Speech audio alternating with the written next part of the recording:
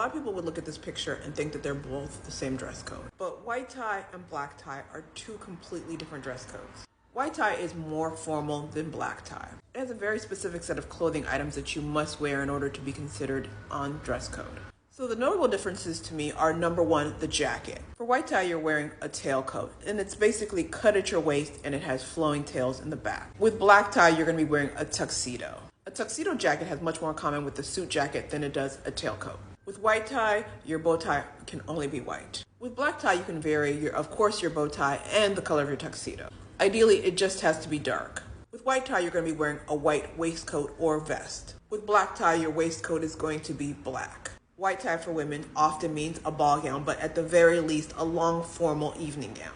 For black tie, there are no ball gowns. You will be wearing a long formal evening gown. But with black tie, you can sex it up a little bit. Slits like this are acceptable. For white tie, if you're going to be wearing something that's either strapless or has your shoulders exposed, you need to be wearing these long white opera gloves.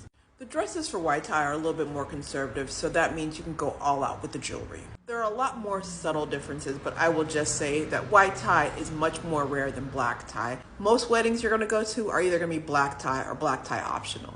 If you're going to a state dinner, an inauguration, a cotillion, it's more than likely going to be white tie. Let me know if you have any more questions about the difference between white tie and black tie.